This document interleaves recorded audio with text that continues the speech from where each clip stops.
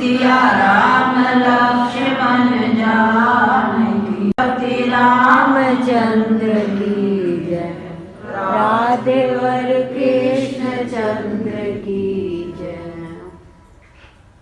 दया दृष्टि कर हृदय में, भाव भक्ति उपजाओ, सतगिर की कृपा भई, अमृत रस बरसाओ। बोलो विष्णु भगवान की जय, बोलो कार्तिक मातम की जय, बोलो मेरे श्री गुरु महाराज की जय। सूजी ने कहा, इतनी कथा सत्यभामा को सुनाकर भगवान श्री कृष्ण ने संध्या करने को महल में चले गए। ये कार्तिक मास का व्रत भगवान विष्णु को अति प्रिय है, भक्ति को प्रदान करने वाला है। रात्रि जागरण, प्रातः काल का स्नान, तुलसी वट सिंचन, उद्यापन, दीपदान, ये 5 कर्म भगवान विष्णु को प्रसन्न करने वाले हैं, इसीलिए इनका पालन अवश्य करना चाहिए। ऋषियों ने कहा, भगवान विष्णु का प्रिय, अधिक फल देने वाला, शरीर के रोम रोम को प्रसन्न करने वाला, ये मोक्ष की चाहना करने वाले इच्छुक मनुष्य को ये व्रत अश्वमेव करना चाहिए। किंतु हम एक बात आपसे पूछना चाहते हैं, यदि कार्तिक मास व्रत करने वाला संकट में फंस जाए, तो वो जंगल में हो, किसी रोग में ग्रस्त हो, फिर कार्तिक व्रत कैसे किया जाए? विष्णु जी का अति प्रिय, मुक्ति भक्ति प्रदान करने वाला व्रत किसी तरह भी नहीं छोड़ना चाहिए। सूर्य ने उत्तर दिया, कार्तिक व्रत किसी संकट में फंस जाए तो वीरता के साथ शंकर भगवान विष्णु के मंदिर में जाकर रात्रि जागरण करे। घना जंगल हो तो फिर पिपल पेड़ के नीचे तुलसी की वन में जाकर जागरण करे। भगवान विष्णु की मूर्ति के सम्मुख बैठकर विष्णु भगवान का कीर्तन करे। ऐसा करने से 1000 गौओं के दान बराबर फल मिलता है। मनुष्य विष्णु के कीर्तन में जो बाजा बजाता है, वाद पे यज्ञ के बराबर फल मिलता है। हरि कीर्तन में नृत्य करने वाले प्राणी के समस्त तीर्थों में स्नान करने का फल मिलता है। किसी संकट के समय रोगी हो जाने पर ना जल ना मिल सके, भगवान विष्णु के नाम से मर्जन कर ले, उद्यापन ना कर सके, तो व्रत की पूर्ति के लिए केवल ब्राह्मण के प्रसन्न होने से विष्णु प्रसन्न होते हैं। बोलो विष्णु भगवान की जय। यदि आप इसे भली भांति रक्षा करें, तुलसी का पौधा पास में ना हो, तो वैश्य ब्राह्मण की पूजा कर ले, क्योंकि भगवान सदा अपने भक्तों के पास रहते हैं। इस सब के ना होने पर मनुष्य ब्राह्मण गौ पिप्पल वट वृक्ष की सेवा करे। शौनकादि ऋषियों ने कहा, आपने गौ ब्राह्मण के सदृश पिप्पल और वट वृक्ष क्यों बताया? ये सभी वृक्ष पिप्पल क्यों हो गए? ये श्रेष्ठ माने गए हैं। सूर्य ने कहा, पिप्पल का पेड़ साक्षात विष्णु भगवान, पलाश का पेड़ साक्षात ब्रह्मा है। इन वृक्षों की पूजा सेवा दर्शन से सब पापों का नाश हो जाता है। ऋषियों ने कहा, हे प्रभु, हम लोगों को इसमें शंका है। ब्रह्मा विष्णु और शंकर ये वट वृक्ष कैसे हो गए? आप कृपा करके को सूर्य उगने का प्राचीन काल में भगवान शंकर और पार्वती विहार कर रहे थे।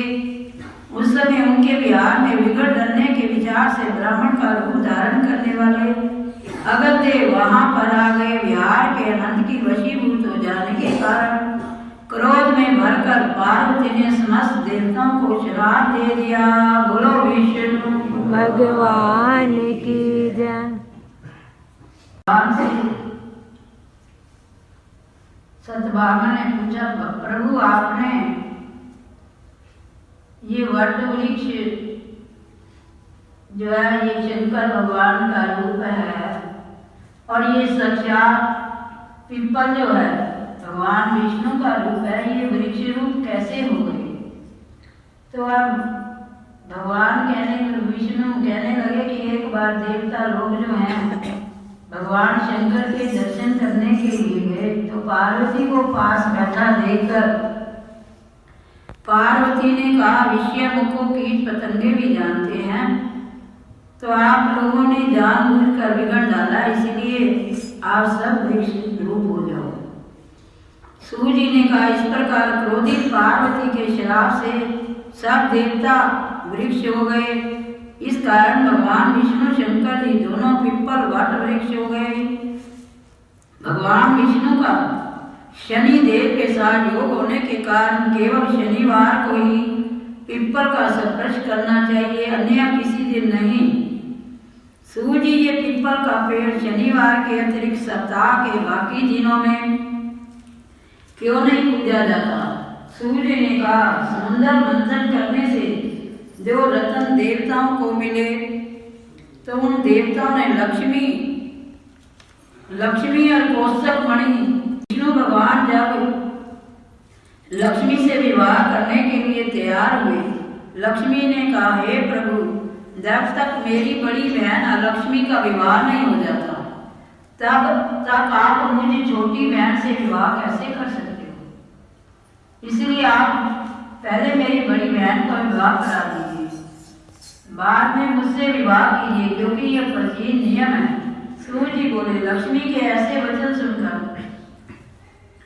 भगवान विष्णु ने लक्ष्मी की बड़ी बहन का विवाह उदालक ऋषि के साथ करा दिया। वो लक्ष्मी बड़ी क्रूर थी, उसका बड़ा मुख चमकते हुए दांत, वृद्ध के समान बड़े बड़े नेत्र और रूखे बाल थे। महर्षि उदालक भगवान विष्णु के आग्रह पर उसे विवाह पर उसे वेद मंत्रों की ध्वनि से गुंजाते हुए अपने आश्रम में ले आओ। वे ध्वनि में गुंजित हवन की पवित्र धुएं सुगंधित ऋषि के मनोहर आश्रम को देखकर लक्ष्मी बहुत दुखी हुई।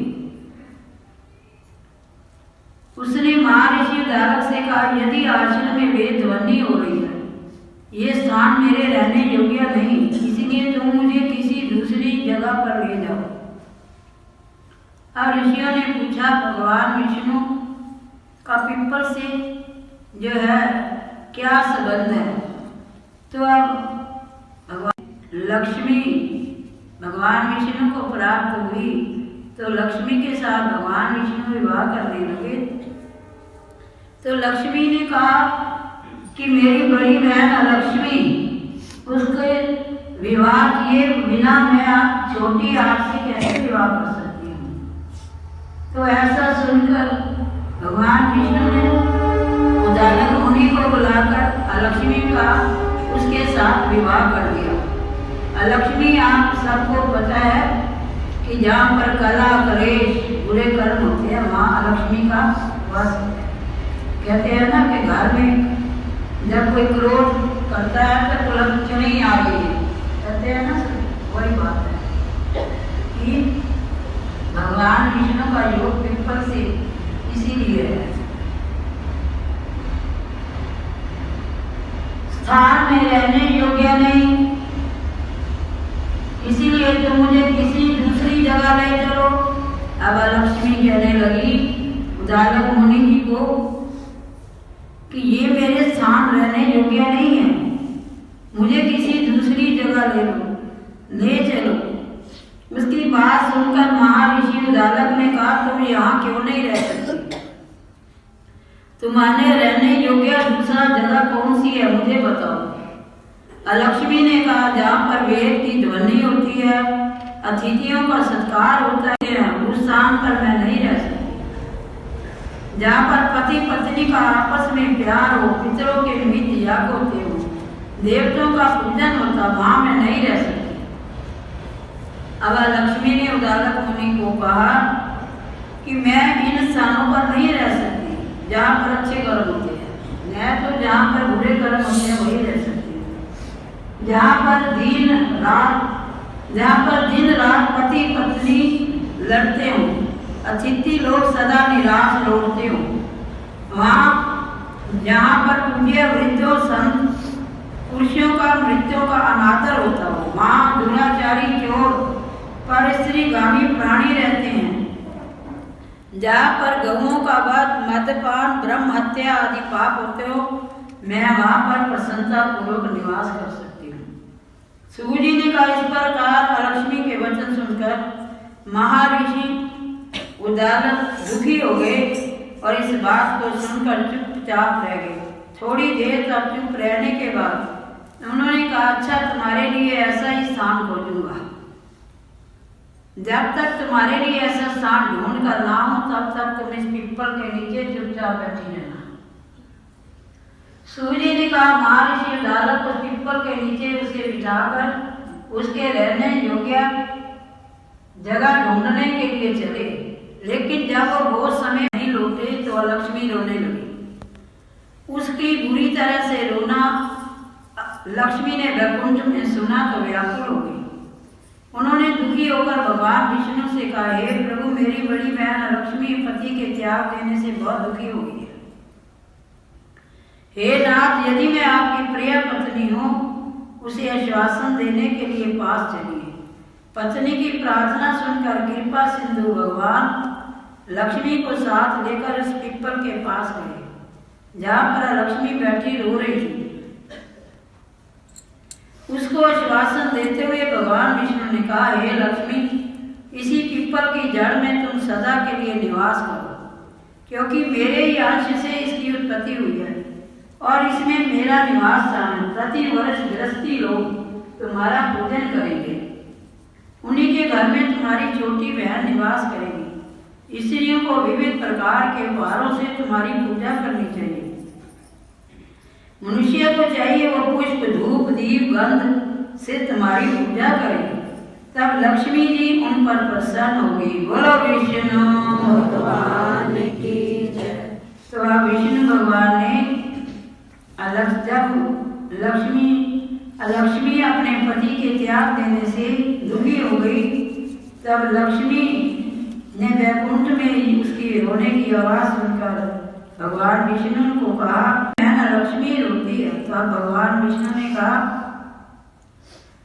कि पीपल के नीचे ये तू बैठी रहना। जो भी प्राणी शनिवार को पीपल की पूजा करेंगे धूप दीप गंध से, तो उन पर लक्ष्मी भी प्रसन्न होगी, क्योंकि ये साक्षात विष्णु भगवान का ये पीपल जो है विष्णु भगवान का रूप है।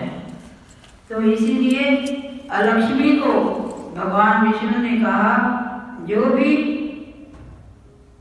शनिवार के दिन पीपल पर जल चढ़ाएगा, पूजा करेगा, तो उसमें तेरी भी पूजा होगी। सूर्य ने कहा, भगवान श्री कृष्ण संत मामा पृथ्वी और नारद का संवाद तुमको सुना दिया। बोलो विष्णु भगवान की जय। जिसके सुनने से सब मनुष्य के पाप नष्ट हो जाते हैं, उसे वैकुंठ की प्राप्ति होती है। जिसके सुनने से मनुष्य के सब पाप नष्ट हो जाते हैं, उस वैकुंठ की प्राप्ति होती है। अब तुमको जो पूछना पूछ सकते हो, विस्तार से कहो। सूर्य की बात सुनकर शनकादि ऋषि थोड़ी देर प्रसन्नचित्त वहाँ बैठे रहे और बाद में श्री बद्री नारायण के दर्शन को चल दिए। जो प्राणी इस कथा को सुनता है, दूसरों को सुनाता है, होता है। इतनी कथा सुनाकर ऋषिवर कहने लगे, सूर्य जी, अब हमें आपसे तुलसी के विवाह की। बोलो विष्णु भगवान की जय। बोलो का